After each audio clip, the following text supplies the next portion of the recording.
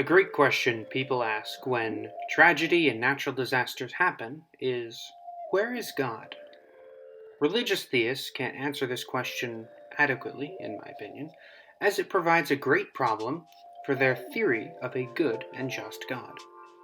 So today, I want to go over a few of the more popular arguments I've heard used to counter my inquiries. Here are some of the questions I would like answered. Why does God allow terrible things to happen to good people?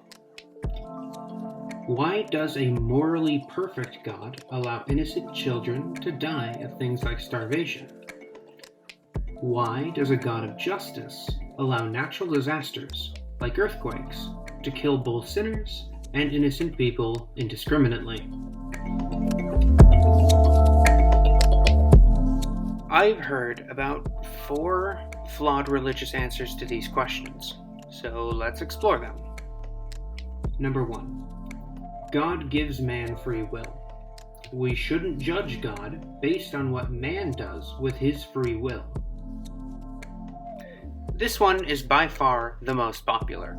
I've heard it a lot, generally followed by a very stern, do not question God kind of speech, which I just never did. I wasn't ever told to not question math or science. If something is true, then it should be able to stand up to scrutiny just fine. So here are my counter-arguments. A natural disaster has no free will, and there's nothing man can do with his free will against an earthquake. Except run and help survivors. So I don't see how free will causes the earthquakes. And an omniscient God cannot give free will. Such a God knows everything, what will happen and when it will happen, which is predetermination. Maybe I should make a whole video about that. Anyways. Number 2. God is punishing the wicked.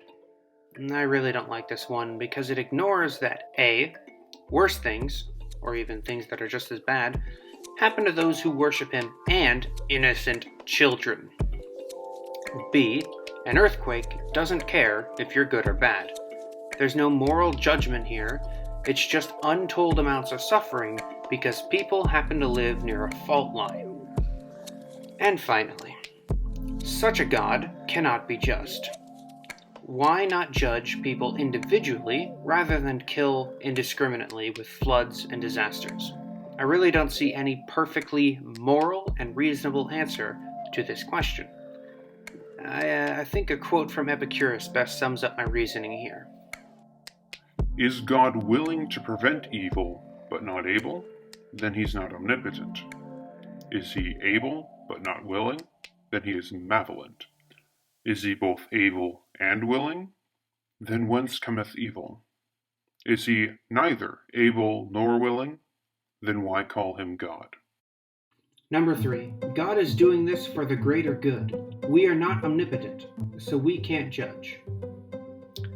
Remember what I said about not questioning God? Well, it looks like that was foreshadowing for a really bad argument.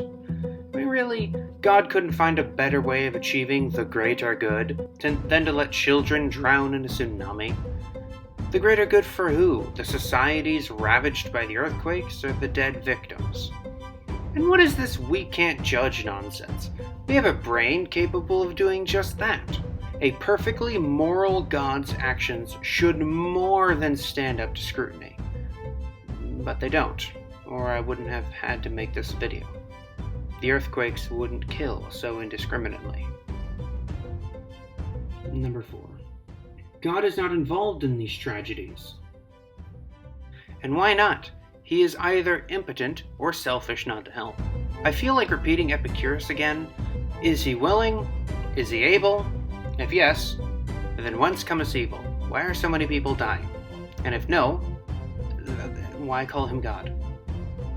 If he is able but unwilling, well, then I just call that evil. Letting people suffer without intervention isn't something a morally perfect, intelligent, all-powerful being can just justify, no matter how many mysterious ways God might work in. There's nothing mysterious about a natural disaster ripping through neighborhoods. I know this has all probably been said before. My video on the argument from locality was my personally favorite argument because that's what convinced me to become an atheist.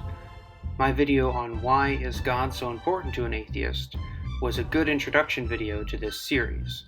But this, the whence cometh evil argument, is the one that actually makes me angry. Which I try not to do because I know religion is extremely important to many people. This argument displays the paradox of an all-powerful and loving God. And despite my frequent attempts, I haven't been able to find a satisfactory answer to the title question. So I made this video as a way to explore this area of my heart and mind. If you would like, I encourage you to comment your thoughts below. I enjoy reading them and look forward to learning something new every day. If you'd like to hear more of my thoughts, you can subscribe and ring the bell. Or you could follow me on Twitter. I have a Patreon, if you feel so inclined to support me there. But before I go, I would like to shout out one of my commenters, Crystal & Company, who took the time to leave me a bunch of really respectful and thoughtful comments. And I just wanted to say thank you, Crystal, for doing that. It means a lot to me.